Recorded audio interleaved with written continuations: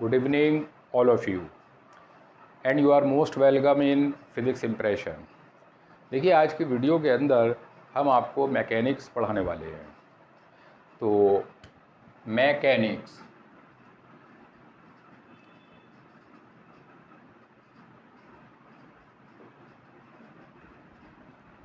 देखिए मैकेनिक्स पढ़ाने से पहले हम आपको थोड़ा सा आइडिया फोर्स का देना चाहेंगे।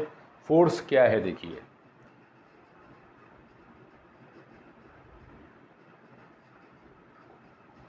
फोर्स एक ऐसा फिजिकल कॉज है जो किसी बॉडी में मोशन प्रोड्यूस करे या मोशन प्रोड्यूस करने की कोशिश करे, ट्राई करे।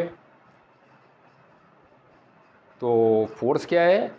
एक ऐसा फिजिकल कॉज है जो किसी बॉडी में मोशन प्रोड्यूस करे या फिर मोशन प्रोड्यूस करने की कोशिश करे या फिर किसी बॉडी के शेप और साइज को चेंज कर दे। ये चीज़ इस चीज़ पर डिपेंड करती है कि फोर्स आपने बॉडी पर कैसे लगाया। तो फोर्स क्या है? It is a physical cause. It is a physical cause which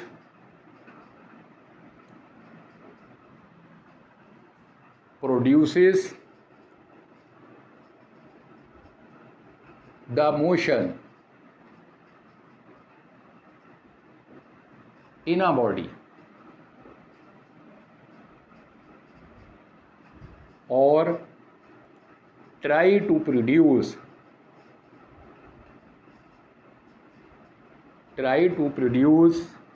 the motion or to change the shape or size of the body।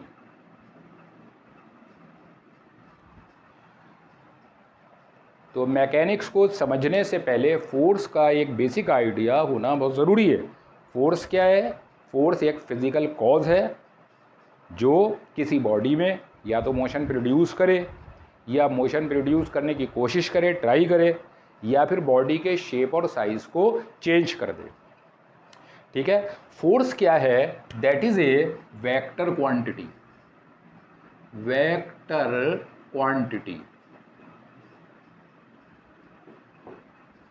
Vector quantity किस सेंस में है? किसी भी बॉडी पर जब फोर्स लगाया जाता है कि एक दिशा में लगाया जाता है, आई बात समझ में, यानी कि एक प्रॉपर डायरेक्शन में हम लगाएंगे तो फोर्स के अंदर दिशा होती है, इसलिए फोर्स वेक्टर क्वांटिटी है। ऐसा ही यूनिट क्या होती है? न्यूटन। और सीजीएस यूनिट डाइन होती है। CGS means centimetre gram second, ये डाइन होती है। 1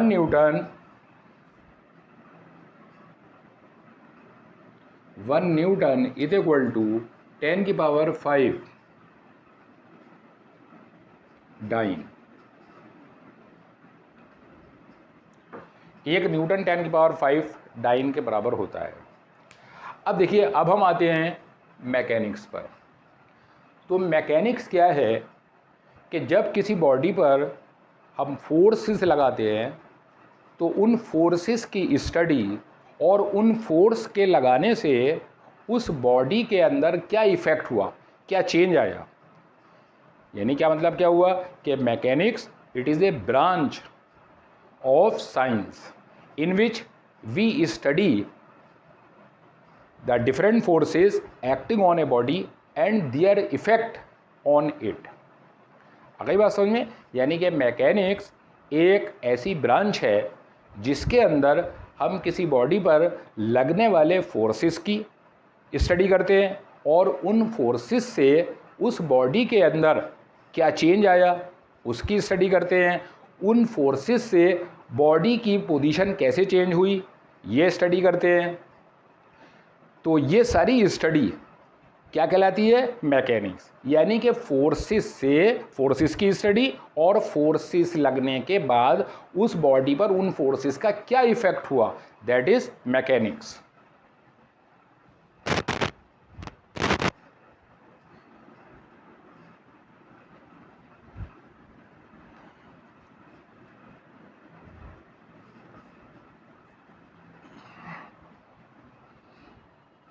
it is a branch,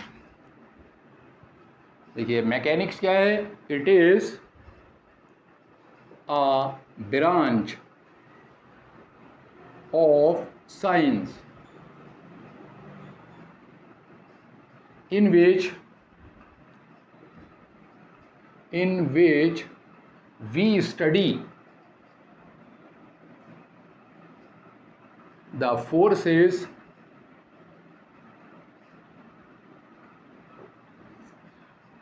acting on a body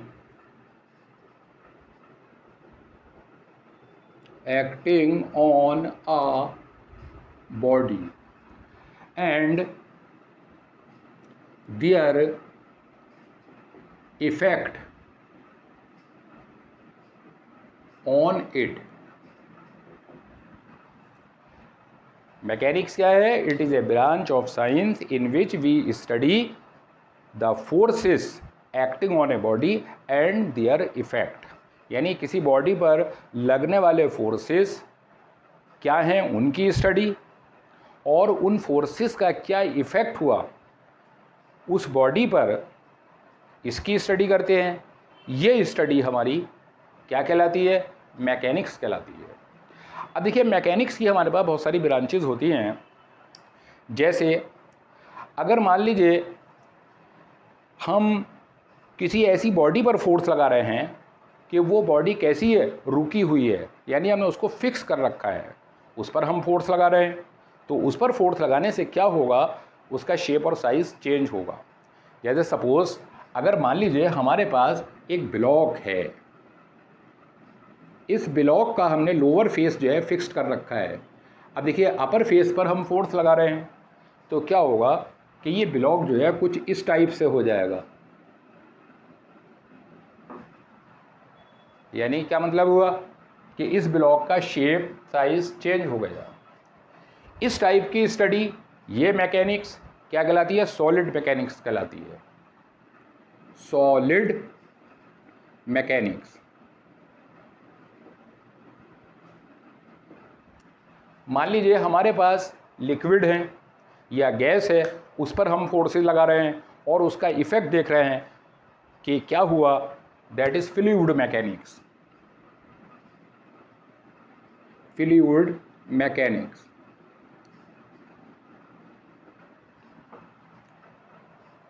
इसी तरह से मान लीजिए सॉइल है, उसके ऊपर फोर्सेस लग रहे हैं और उसकी हम स्टडी कर रहे हैं और उससे क्या इफेक्ट हुआ, that is soil mechanics. Soil mechanics. इसी तरह से हमारे पास और भी मैकेनिक्स होती हैं, जैसे रिलेटिविस्टिक मैकेनिक्स, जैसे क्वांटम मैकेनिक्स। ठीक है, तो यहाँ हम एक जनरल मैकेनिक्स की स्टडी कर रहे हैं, यानी कि किसी भी बॉडी पर लगने वाले फोर्सेस और उन फोर्सेस से उस बॉडी पर क्या इफेक्ट हुआ, दैट इज मैकेनिक्स। अब देखिए क्या होता है कि मैकेनिक्स को हम दो पार्ट्स में डिवाइड करते हैं। Number 1 statics, number 2 dynamics.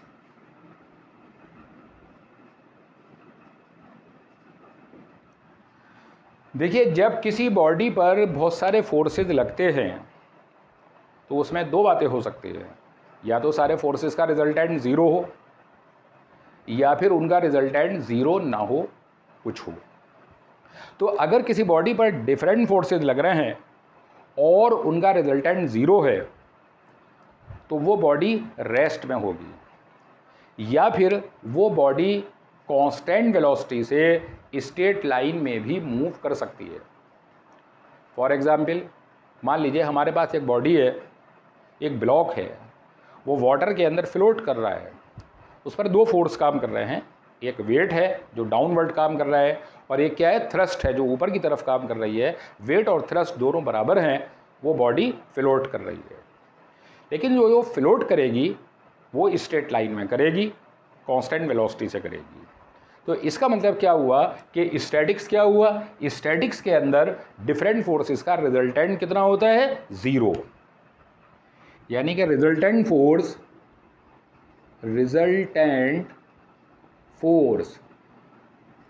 R is equal to zero.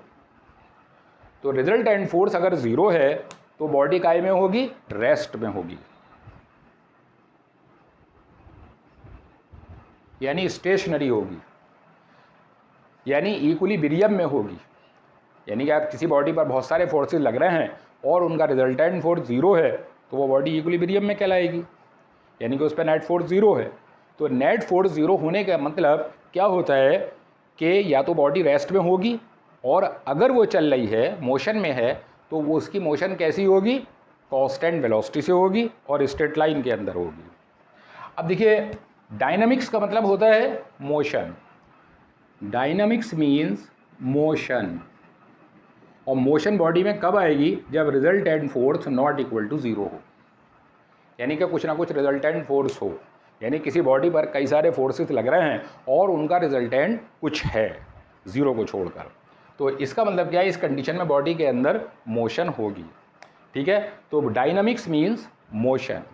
तो इसका मतलब क्या हुआ कि किसी बॉडी पर अगर सेवरल फोर्सेस लग रहे हैं, बहुत सारे फोर्सेस लग रहे हैं, तो दो कंडीशन हो सकती हैं, या तो उनका रिजल्टेंट जीरो होगा या फिर उनका रिजल्टेंट जीरो नहीं होगा। जब रिजल्टेंट जीरो होगा तो वो बॉडी रेस्ट में होगी, यानी कि वो स्टैटिक्स हो गई, या फिर वो कांस्टेंट वेलोसिटी से मूव भी कर सकती है। लेकिन अगर वो मूव करेगी तो कांस्टेंट वेलोसिटी से करेगी और स्ट्रेट लाइन में करेगी। ठीक है, अगर वो इस तरह से मोशन कर रही है, कांस्टेंट वेलोसिटी से मोशन कर रही है, तो फिर हम उसको डायनामिक्स में ले लेंगे। ठीक है, अब देखिए, डायनामिक्स का मतलब क्या हो गया, मोशन हो गया। मोशन का मतलब क्या है कि रिजल्टेंट फोर्स जीरो होगा और रिजल्टेंट फोर्स जीरो नहीं भी हो सकता है, यानी रिजल्टेंट फोर्स जीरो भी हो सकता है और नहीं भी हो सकता है, क्योंकि अगर किसी बॉडी पे रिजल्टेंट फोर्स जीरो है तो भी वो मोशन कर सकती है। ठीक है, लेकिन स्टैटिक्स हम क्या लेते हैं कि जब रिजल्टेंट फोर्स जीरो है और बॉडी रेस्ट में है। बात समझ में आई? तो स्टैटिक्स का मतलब क्या हुआ कि किसी बॉडी पर रिजल्टेंट फोर्स जीरो है और बॉडी रेस्ट में है। डायनामिक्स का मतलब क्या है, बॉडी मोशन के अंदर है, और जब बॉडी मोशन के अंदर है तो उसमें नेट फोर्स जीरो नहीं होगा, और अगर होगा, अगर रिजल्टेंट फोर्स जीरो है तो बॉडी कांस्टेंट वेलोसिटी से सिर्फ स्ट्रेट लाइन में मूव कर सकती है। अब देखिए क्या होगा कि डायनामिक्स को हम फिर से दो पार्ट्स में डिवाइड करते हैं। पहला पार्ट होता है काइनामेटिक्स, और दूसरा होता है kinetics.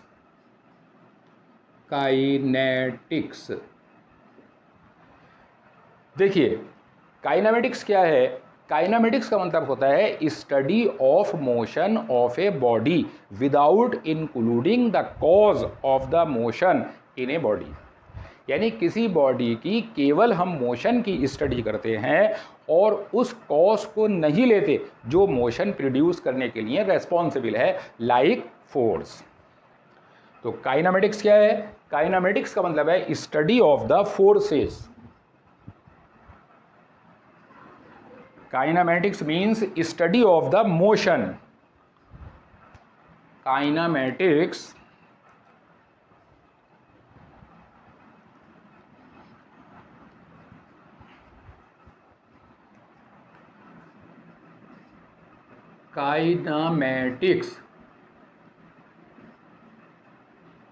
Study of the motion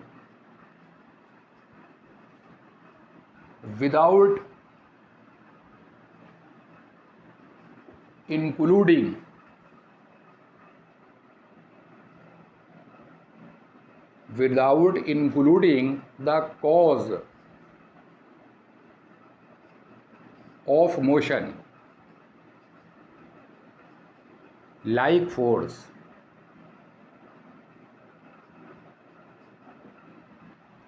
इसका मतलब क्या है, काइनामेटिक्स का मतलब क्या है कि किसी बॉडी की मोशन की स्टडी, लेकिन हम उसके अंदर इस चीज़ को इंक्लूड नहीं कर रहे कि वो मोशन प्रोड्यूस करने वाला कॉज, यानी कॉज क्या है, फोर्स जो है उसको हम स्टडी नहीं कर रहे हैं।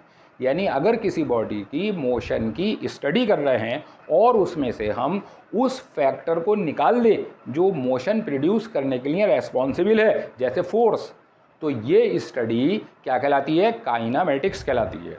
तो काइनामेटिक्स के अंदर हम क्या क्या पढ़ेंगे, डिस्टेंस की स्टडी करेंगे, डिस्टेंस, डिस्प्लेसमेंट,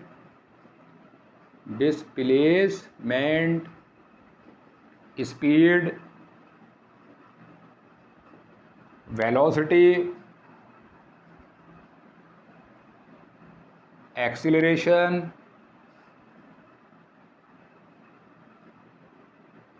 मोमेंटम,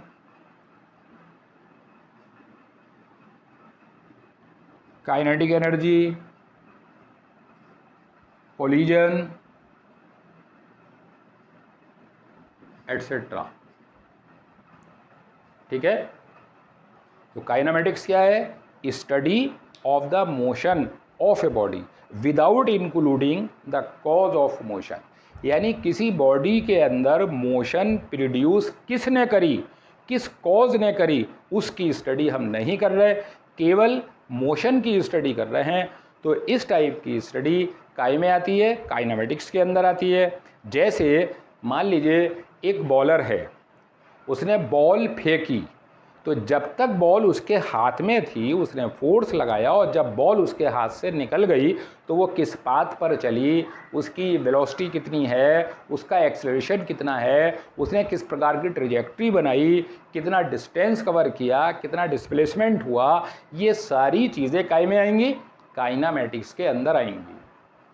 अब काइनेटिक्स क्या है, देखिए काइनेटिक्स का मतलब ये होता है कि including the cause of the motion, यानी कि अगर हम उस फोर्स को और ऐड कर दें जो मोशन प्रोड्यूस करने के लिए रेस्पॉन्सिबल है, तो this type of study is known as kinetics.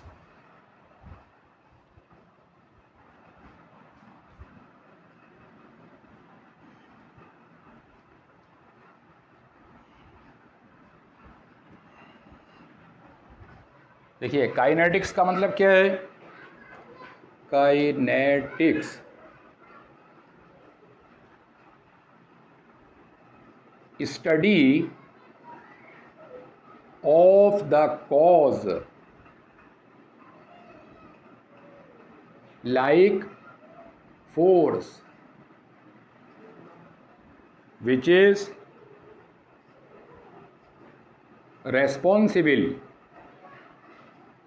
responsible to produce the motion। यानी किसी बॉडी के अंदर जब हम उस कॉज की भी स्टडी करते हैं जो मोशन प्रोड्यूस करने के लिए रेस्पॉन्सिबल है, तो ये स्टडी हमारी क्या कहलाती है, काइनेटिक्स कहलाती है। तो काइनेटिक्स के अंदर हम काय की स्टडी करेंगे, फोर्स की स्टडी करेंगे, फोर्स से इम्पल्स आता है, इम्पल्स की स्टडी करेंगे, ये सब कुछ काय में आएगा, काइनेटिक्स के अंदर।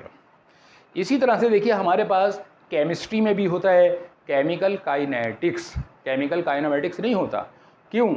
क्योंकि केमिस्ट्री के अंदर क्या होता है कि दो या दो से ज़्यादा रिएक्टेंट आपस में मिलकर कोई तीसरा प्रोडक्ट बनाते हैं, तो उसके अंदर काइनेटिक्स क्या है, हम उस कॉज को ढूंढते हैं जो उन रिएक्टेंट को रिएक्शन करा रहा है, उनका कॉन्सेंट्रेशन चेंज कर रहा है, यानी कि वो फैक्टर जो रिएक्टेंट के कॉन्सेंट्रेशन को चेंज करने के लिए रेस्पॉन्सिबल है, उसी की स्टडी करते हैं। इसीलिए उसको हम केमिकल काइनेटिक्स कहते हैं, केमिकल काइनेमेटिक्स नहीं कहते। अब देखिए ये आपके समझ में आ गया होगा कि काइनेमेटिक्स क्या है और काइनेटिक्स क्या है। Kinematics means study of the motion without including the cause which is responsible to produce the motion. Kinetics, the study of the force of a body यानी the study of the force acting on a body which is responsible to produce the motion in a body, that is kinetics. ठीक है, अब देखिए, तो अब हम सबसे पहले काइनामेटिक्स लेते हैं। काइनामेटिक्स, देखिए काइनामेटिक्स के अंदर हम क्या क्या पढ़ते हैं? डिस्टेंस पढ़ते हैं, डिस्प्लेसमेंट पढ़ते हैं, स्पीड पढ़ते हैं, वेलोसिटी पढ़ते हैं, एक्सीलरेशन पढ़ते हैं, मोमेंटम पढ़ते हैं। ये सारी चीज़ें हमारी काय में आती हैं, काइनामेटिक्स के अंदर आती हैं। अब देखिए, काइनामेटिक्स को पढ़ने के लिए हमें कुछ बेसिक मैथमेटिक्स की भी ज़रूरत होती है, क्योंकि mathematics is the language of physics. Physics को पढ़ने के लिए, समझने के लिए मैथमेटिक्स की ज़रूरत है, लेकिन मैथमेटिक्स को पढ़ने के लिए फ़िज़िक्स की ज़रूरत नहीं है। इसका मतलब क्या है कि पहले हमें कुछ बेसिक रूल्स पता होने चाहिए। अब देखिए जैसे हमारे पास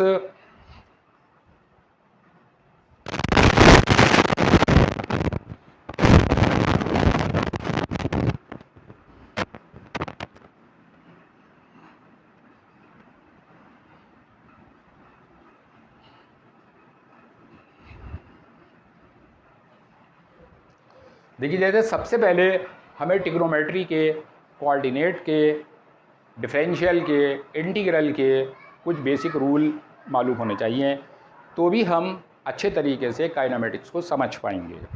तो सबसे पहले हम ट्रिग्नोमेट्री ले रहे हैं। देखिए, काइनामेटिक्स के अंदर हम सबसे पहले क्या लेना चाह रहे हैं? ट्रिग्नोमेट्री।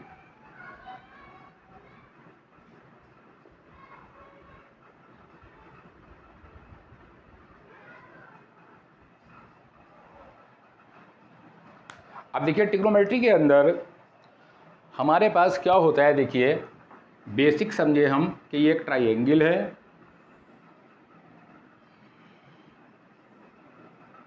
और ये राइट एंगल ट्राइंगल है। एक ट्राइंगल के अंदर 3 पार्ट होते हैं, 3 साइड होती हैं, 3 एंगल होते हैं, इस तरह से 6 पार्ट होते हैं। Every triangle consist 6 part. एक ट्राइंगल के अंदर 6 पार्ट होते हैं, 3 साइड, 3 एंगल। मान लीजिए ये राइट एंगल है, तो ये ट्राइंगल कहलाएगा right angle triangle. This is A B C. अब देखिए, इसके अंदर क्या होता है? सबसे पहले तो हमें एक पाइथागोरस थ्योरम याद रखनी है। पाइथागोरस थ्योरम क्या होती है? किसी भी राइट एंगल ट्राइंगल में राइट एंगल के सामने की साइड का स्क्वायर, यानी ए सी का square is equal to A B square plus B C square. ये सभी को मालूम होना चाहिए। उसके बाद देखिए, मान लीजिए ये हमारे पास राइट एंगल ट्राइंगल है और ये एंगल हमें दे रखा है थीटा, कोई भी हो सकता है। तो जो एंगल हमें दिया जाता है उस एंगल के सामने की लाइन परपेंडिकुलर कहलाती है, राइट एंगल के सामने की लाइन हाइपोटेन्यूज कहलाती है और तीसरी बेस कहलाती है। देखिए, कुछ बच्चे ये समझते हैं कि बेस नीचे ही होगा, ऐसा कुछ नहीं है, बल्कि देखिए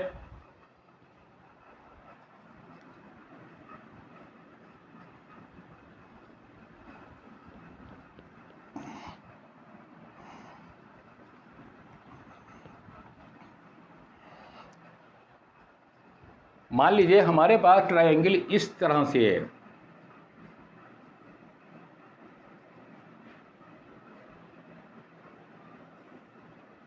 ये एंगल हमारे पास राइट एंगल है, ए बी सी। मान लीजिए ये एंगल हमारे पास थीटा है, तो देखिए थीटा के सामने की लाइन परपेंडिकुलर कहलाती है, राइट एंगल के सामने की साइड हाइपोटेन्यूज कहलाती है और तीसरी क्या कहलाएगी? बेस। तो बेस ये आ गया। तो इसका मतलब क्या हुआ? एक तो हमें ये मालूम होना चाहिए, दूसरी चीज़ हमें ये मालूम होना चाहिए कि जो हमारे पास ट्रिग्नोमेट्रिक रेशियो हैं, देखिए पहला होता है साइन थीटा। अब देखिए, अगर हम इस ट्रायंगल के अंदर बात करें तो साइन थीटा बराबर होता है परपेंडिकुलर अपॉन हाइपोटेन्यूज। इसी तरह से दूसरा कॉस थीटा होता है, कॉस थीटा होता है बेस अपॉन हाइपोटेन्यूज। तीसरा होता है हमारे पास टेन थीटा, टेन थीटा होता है परपेंडिकुलर अपॉन बेस। अब देखिए, 3 ट्रिग्नोमेट्रिक रेशियो इनके उल्टे होते हैं। जैसे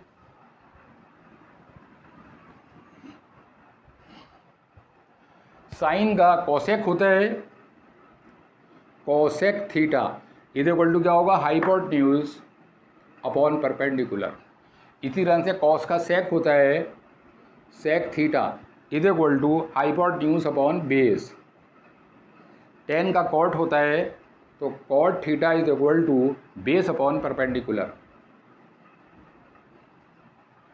ठीक है, सबसे पहली चीज़ हमें ये याद होना चाहिए, यानी कि किसी भी ट्राइंगल के अंदर परपेंडिकुलर कौन सा होता है, हाइपोटेन्यूज कौन सा होता है, बेस कौन सा होता है, ये हमें अच्छी तरह से आना चाहिए। परपेंडिकुलर या बेस को हम काय के बेस पर डिटरमाइन करते हैं, एंगल के बेस पर। जो भी एंगल हमें दिया जाएगा उस एंगल के सामने की लाइन परपेंडिकुलर, राइट एंगल के सामने की लाइन हमेशा हाइपोटेन्यूज। अब जो तीसरी लाइन बचती है, तीसरी साइड बचती है, वो बेस होती है।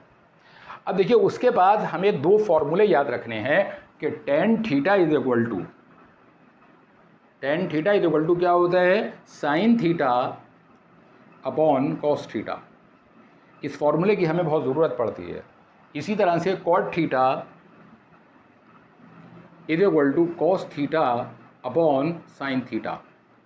एक हमें ये याद रखना है। अब उसके बाद देखिए ट्रिग्नोमेट्री के अंदर कुछ बेसिक फॉर्मूले हैं जो हमें याद रखने हैं।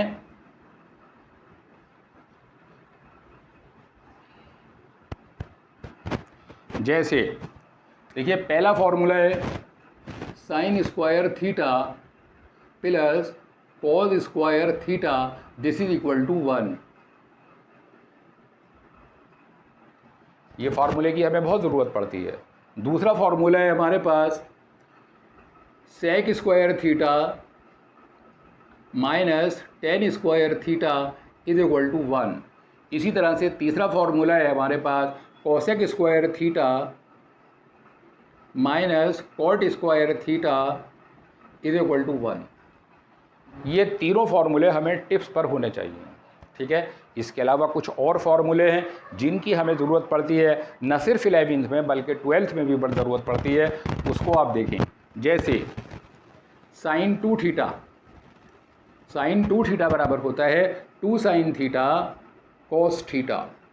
और साइन का एक फार्मूला और भी होता है 2 tan theta upon 1 plus tan square theta. देखिए साइन टू थीटा के आपको दो फार्मूले याद रखने हैं, 2 साइन थीटा कॉस थीटा, दूसरा 2 tan theta upon 1 plus tan square theta. दोनों इंपॉर्टेंट फार्मूले हैं। Similarly cos two theta is equal to cos square theta minus sine square theta. दूसरा formula 2 cos square theta minus 1। तीसरा 1 minus 2 sign square theta. चौथा 1 minus tan square theta upon 1 plus tan square theta. ये cos two theta के चारों फार्मूले important हैं और ये चारों फार्मूले जो हैं आपको याद करने अच्छे तरीके से, टिप्स पर होने चाहिए। तो आज की वीडियो में हम इतना ही रखेंगे। तो वीडियो को लाइक, चैनल को सब्सक्राइब ज़रूर करें और मैकेनिक्स से लगातार जुड़े रहें, आपको बहुत कुछ सीखने को मिलेगा। Thank you.